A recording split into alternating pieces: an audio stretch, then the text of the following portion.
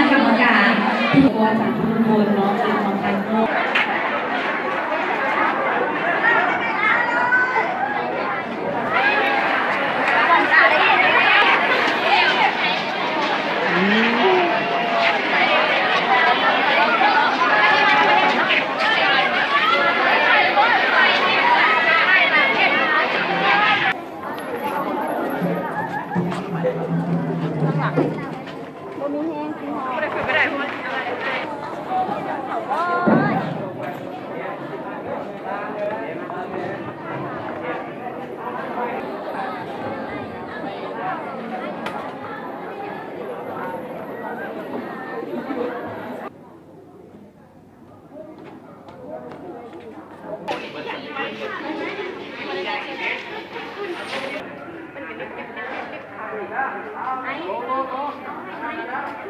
เนาะประกาศขอให้นักศึกษาทุกคนอย่าเฝ้าออกจากสโมสรแล้วเนาะ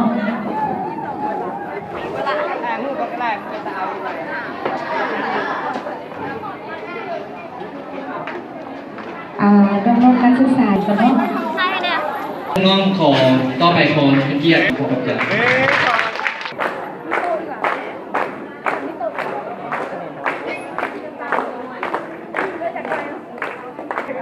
โอเวอร์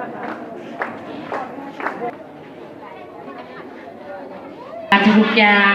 ก็เป็นได้สิ้นสุดลงแล้วบรรดาท่านแขกผู้มีเกียรติและคณะกรรมการหลายๆเนาะและขอขอบคุณครั้งนี้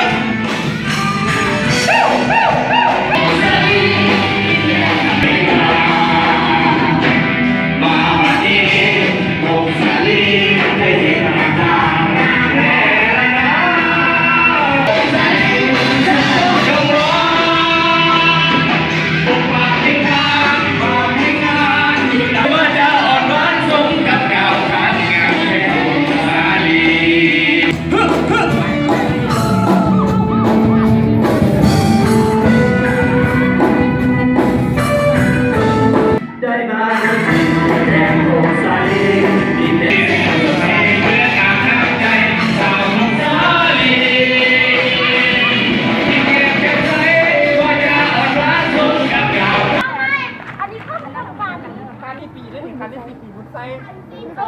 ให้บุญไซลงดี